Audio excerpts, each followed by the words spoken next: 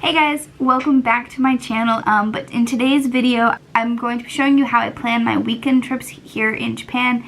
And this is pretty universal. You can do this probably in any country. And you can also use the same plan for longer week trips to just a day trip. I'll try and figure out how to do the thing to list the time steps. So if you are just doing a day trip, you can skip the hostels and all that information. And you can just go to like how you plan an effective day trip. But I'm gonna get started. So the first step in this plan is figuring out where the heck you wanna go. So for those of you that don't know, I'm here in Japan. So I'm currently planning trips to cities here in Japan.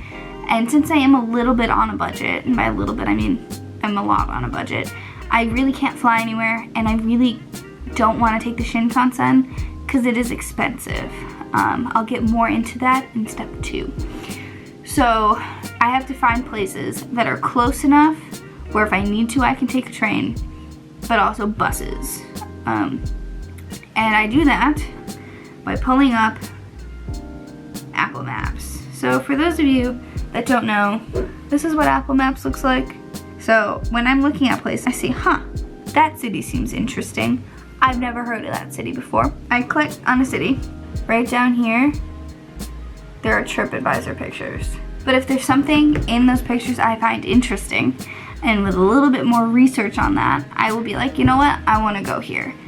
And so that's kind of how I figured out. I kind of just randomly pick a city on a map and click on it and see if anything's interesting in the TripAdvisor photos.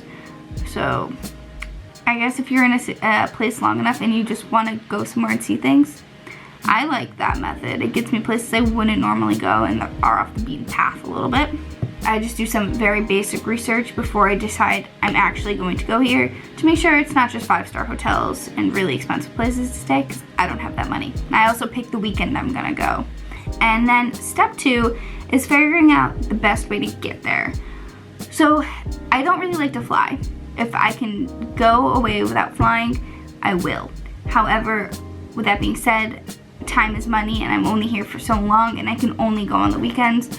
So if it's a 14-hour bus ride versus an hour-long flight, I'm gonna go with that. I don't like to, but I will. But with places like Kanazawa and Hiroshima, you can take trains to get there. You can also take buses.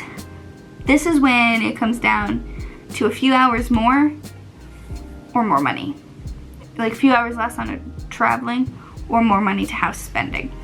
So for Kanazawa, for instance, I was able to book a 5-hour-long bus ride, which was not bad. The buses here are very, very nice.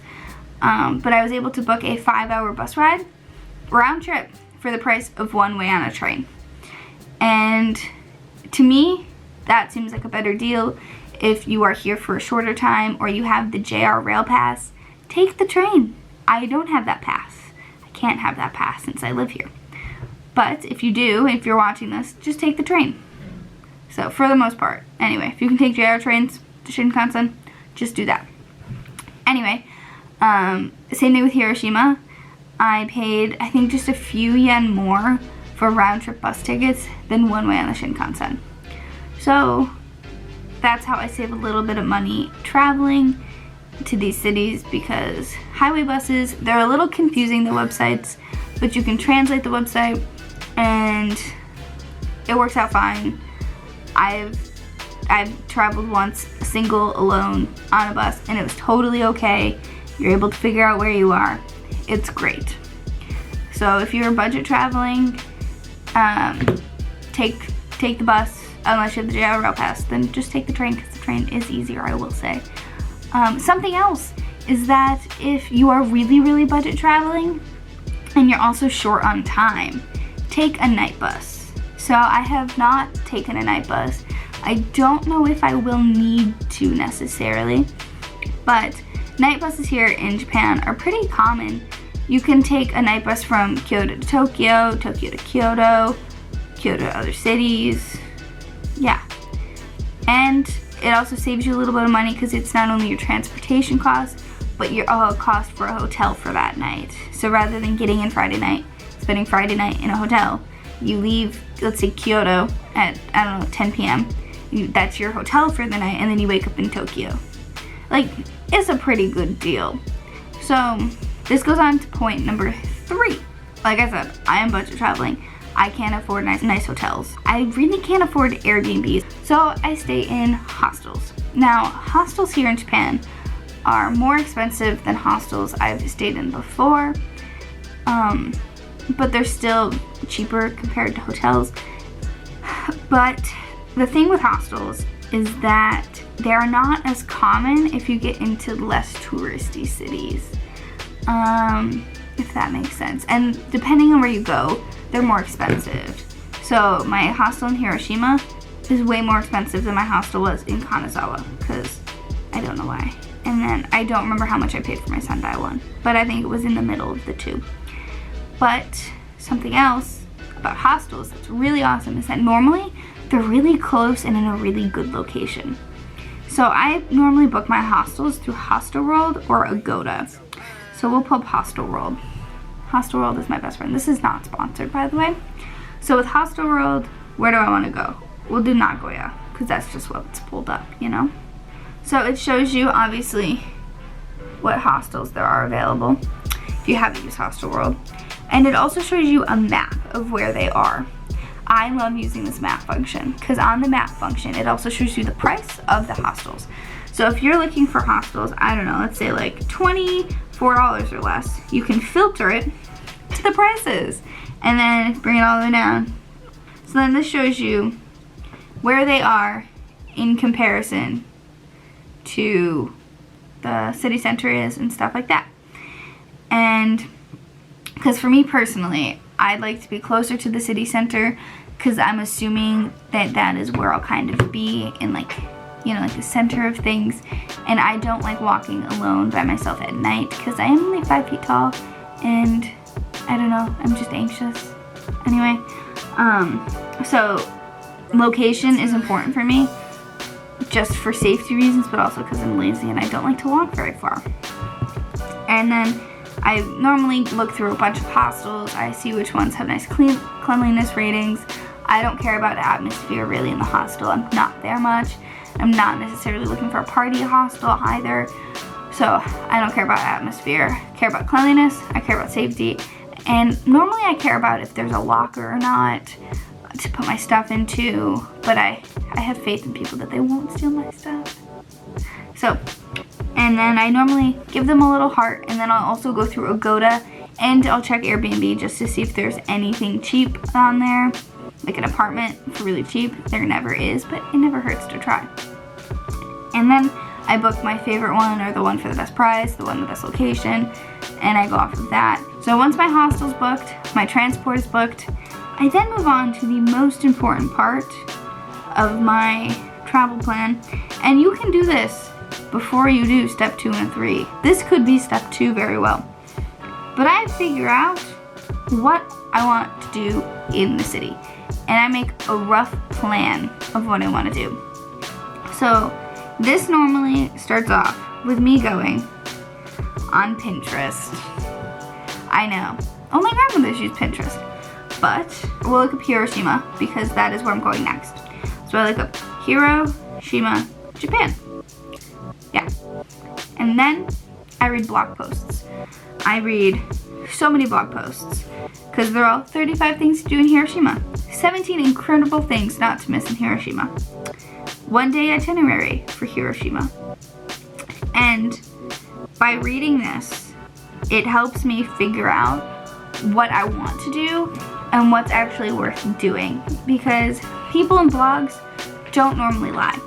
If something is recommended, my general rule, if something I've never heard of before in the city is recommended more than 3 times in different blog posts written by different people, I go there. And normally I'm so amazed, and it's just great. So then, for instance, Japanese rabbit islands, see, like something like that, that's pretty cool. And so I'll pull it up. So we'll just do Hiroshima Castle, okay? So I look it up on Apple Maps. You can use Google Maps as well. Hiroshima, we'll do the Peace Memorial, okay?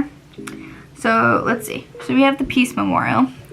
And then what I do is I do add to, can't see it. Add to, new collection, and we'll put in Hiroshima. So this is where I keep all of my little pinpoints. Create. So I keep all of my pinpoints in these folders. So if I go out of here, now I do this for everywhere too.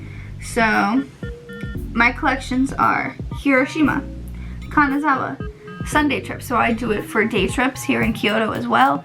I'll put in a whole bunch, and then depending on where the little pinpoints are, I do that because I like to see, and also when I'm doing these trips, I like to figure out where I'm going next. But for instance here, so for my Hiroshima, or for my Sunday day trip, I posted it a few days ago. I'll put it right here. So I started here at Fushimi Inari, and then I went around, because that's what made sense to me.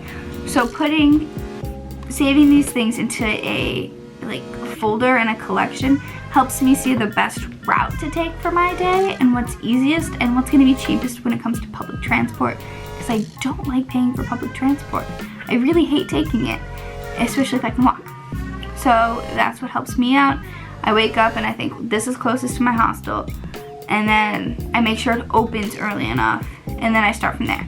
Because if something opens, let's say I like to do my day trips from like 7:30 in the morning until whenever I'm done. So then I look at opening times, and then I say, well, this opens at 7 a.m. So I'll go there first, and then I'll jump here because it's right next door. And then I'll go here, and then I'll go here, then I'll go here. And then this closes at 10 p.m. so I can go here in the afternoon later when everything's done. And that is kind of how I plan my walking day trips. A side budget hack, for those of you who are looking to budget travel, is parks here sometimes do free admission really early in the morning. I did not do it, I was way too tired, but Kenrokuen Garden in Kanazawa from like 6 to 7 a.m. maybe, they offer free admission into the garden part. So if you are budget traveling, definitely look into see if parks and other various things here in Japan do offer free admission for a certain time, because that can save you a lot of money, because that park ticket was like 400 yen. So, okay, so the last thing I like to do, I start also looking at kind of like a brief budget on how much I'll need. So this includes whether or not I've already paid for the hostel. Most hostels here do require you pay on cash, like on site. So that's something to consider. So I think about how much I owe for that, whether or not I've paid for my bus tickets, like if I have to pay in person or not. I look up ticket prices so I can be prepared for that, transportation costs. Transportation here in Japan, it all costs different things, as you know. And like cities in America, it also uses different cards, and some cities don't use cards at all. So you also have to be prepared for that, because like Kyoto, you can use the Ikoka card, but in Tokyo, you can use the Suica card. Suica, whatever. The card you can use in Tokyo. In Kanazawa, I don't think you could use a card at all. It was a very confusing bus. Anyway, so I just kind of look up that, so I can be kind of like, well, this is how much money I'm spending on this, this, and this. This is how much money I have for food. I start to look up restaurants within my price range so they're close to where I'm gonna be. It's a good time. I love planning weekend trips. And then, like the day before, a few days before, I take out my lovely journal. For those of you that, actually I don't think I've ever mentioned, I very briefly mentioned it, but I start to fill out. So this is my overview of Kanazawa. So I fill this out before I go. So it's what the weather's supposed to be, how I'm getting there, my hostel, a brief packing list, just because I needed something to fill the space. And then down here is what I want to do and big highlights.